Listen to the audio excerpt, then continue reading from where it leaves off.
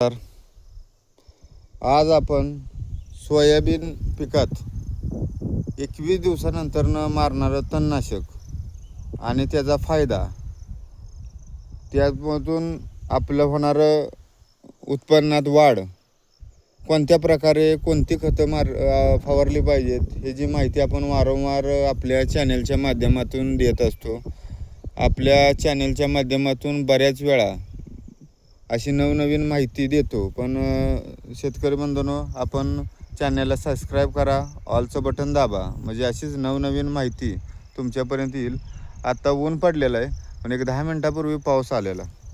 तर पडत्या पावसात जरी थोडं झिरझिर जरी असलं तरी हे जे आपण औषध मारतोय ते परफेक्ट 100% त्याचा रिझल्ट येतो. आणि हे जे गवत दिसतंय बघा, आता यात लावाळा पण आहे, जो पाण्यात म्हणजे पाणी ज्या वावरात जास्त साठतं ना, त्या वावरात तसा जो पाण्यासारखा आहे तो लावाळा येतो हलका. तो लावाळ्याचं प्रमाण जास्त आहे. हेही लावाळा सगळा मरून जातोय. जो मोठा गावंदरीच्या रानातला जो लावाळा असतो तो फक्त पिवळा होतो, मग तो पूर्ण मरत नाही. पण हा जो असला लावाळा किंवा एकदम बारीक जर लावाळा असला तर पूर्ण मरून जातो. हे आपलं 20 दिवसाचं सोयाबीनचं पीक आहे. हे 18 ते 35 दिवसापर्यंत आपण हे तणनाशक मारू शकतो. हे तणनाशक अतिशय चांगलं आणि उत्कृष्ट आहे. ह्यानं कॉर्चिंग वगैरे अजिबात येत नाही, पानं पिवळी पडत नाही, सोयाबीनसुद्धा पिवळं होत नाही.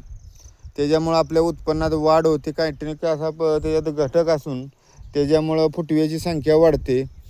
आणि गेल्या वर्षी आपल्याला कंपनीनं ट्रायल बेसवर दिलेलं होतं, त्याचासुद्धा अतिशय चांगला असा रिझल्ट आलेला आपल्या चॅनलवर तोही व्हिडिओ आहे. तुम्हाला पाहायचा असेल तर तुम्ही चॅनलला सबस्क्राईब करा आणि मग तुम्हाला तो व्हिडिओ पाहायला मिळेल. ह्याच्यानंतर आपण या सोयाबीनमध्ये कधी कोणत्या टायमिंगला कधी काय फवारणी करणार आहे आणि उत्पन्न वाढीसाठी त्याला पोषक वातावरण यावर्षी चांगल्या पद्धतीनं राहणार आहे. त्यात एक बूस्टर डोस म्हणून 3 फवारण्या दिल्या. ही आपली पहिली फवारणी आहे. ह्याच्यानंतर आपण 25 ते 27 दिवसाच्या दरम्यान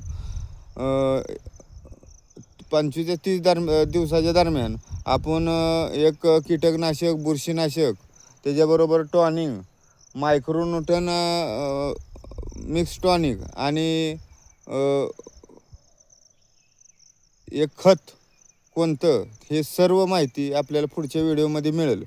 प्रथमतः ह्या व्हिडिओमध्ये आपण जे तणनाशक फवारणार आहे ते कोणतं तणनाशक आहे ही सर्व माहिती तुम्हाला देणार आहे. त्याचा फोटो वगैरे सर्व दाखवणार आहे. तर पहिल्यांदा आपण काय दाखवतोय तर हे तण बघा किती. या तणाचा पूर्णपणे नायनाट होतो. हे तण बऱ्यापैकी लवाळा आहे. जो जास्त पाण्याची दलदलीची जे वावर असतात त्यातनं जे तो उगवतो तो लाव्हाळा आहे. तो पूर्णपणे त्याचा नायनाट होतो. आणि शिपी, त्याच्यानंतर मोठ्या पानाचं हे गवत, ही सर्व त्यानं पूर्ण त्याचा नायनाट होतो. आणि आता 8 ते 10 दिवसात हे पूर्ण क्षेत्र तुम्हाला नंतरनं पण व्हिडिओ करून दाखवणार आहे. असं काय आपण कुठल्या कंपनीची ॲड वगैरे करत नाही, पण जी खरीच शेतकऱ्यांना माहिती मिळत नाही आणि प्रसार होत नाही, ह्यासाठी आपण शेतकऱ्यांसाठी हा व्हिडिओ बनवत आहे. हे अतिशय चांगल्या अशा पद्धतीनं हे जी उगवण झालेली आहे. आणि जर तुमची उगवण जर चांगली असेल आणि खत फवारणी नियोजन जर परफेक्ट असेल तर हे आमचा डोंगराळ भाग असूनसुद्धा आपण सरासरी 12-13 क्विंटलचं ॲव्हरेज काढतो. कारण इथं पावसाचं प्रमाण जास्त असतं. तर यंदा हवामानाच्या अंदाजानुसार सरासरी पाऊस काळ थोडा कमी आहे. तर आपलं 14 क्विंटलचं ॲव्हरेज ह्या उद्देशानंच आपण हे उत्पादन घेण्याचा प्रयत्न करणार आहे. कारण आमच्याकडं पाऊसकाळ जास्त असतो. 5-6 क्विंटल 7 क्विंटलच्या वरती उत्पादन सापडत नाही. कारण त्याची तेवढी ग्रोथ होत नाही, जास्त पाऊस असतो. पण यंदा पाऊसकाळ कमी असल्यामुळं आपण त्या पद्धतीचं नियोजन आपण त्या पद्धतीनं करणार आहे. हे सुद्धा बघा गावात अतिशय गावात आहे की त्या गवताला म्हणजे एक 10-15 दिवसांनी जर मारलं नाही ना तर हे गवत आणि सोयाबीन दिसणार नाही अशी परिस्थिती दरवर्षी होते. आणि गेल्या वर्षीपासून आपण हे जे औषध आहे हे फवारत आहे, त्यामुळं आपल्या सोयाबीनला एक चांगले असा उत्पादन आणि तणनाशक हे चांगल्या पद्धतीनं मारण्याचा आपण प्रयत्न करत आहे. तर तुम्हाला सध्या सोयाबीनचं तणनाशक जे कुठलं आहे ते तुम्हाला दाखवत आहे. सर्वप्रथम आपण यामध्ये झिंक टाकणार आहे. हे झिंक आपण अंदाजे एक 25 ग्रॅमच्या आसपास प्रत्येक पंपाला टाकण्याचा प्रयत्न करणार आहे. 20 ते 25 ग्रॅम अंदाजे. इथं आपण सरासरी एक 20 ग्रॅम टाकलेलं आहे. त्या पद्धतीनं आपण तणनाशकसुद्धा अशाच पद्धतीनं आपण टाकणार आहे. तर एक मिनटं, हे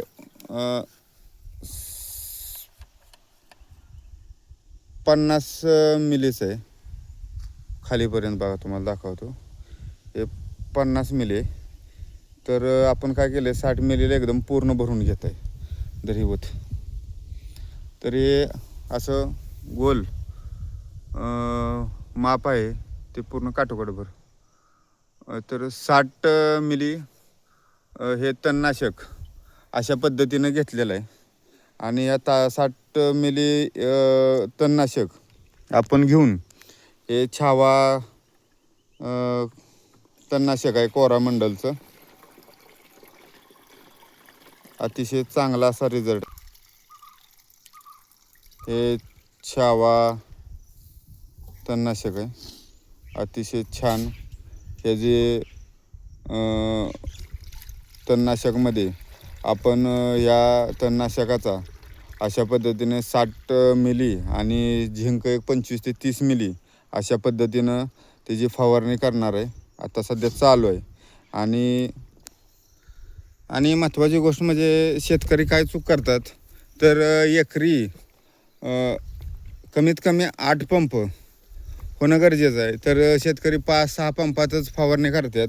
तर एकरी एक किमान 8 पंप झाले पाहिजेत. पूर्ण त्याचा फवारणी चांगल्या पद्धतीने झालं पाहिजे. कुठलीही फवारणी करताना आपण कमीत कमी 8 पंप फवारणी करणं गरजेचं आहे.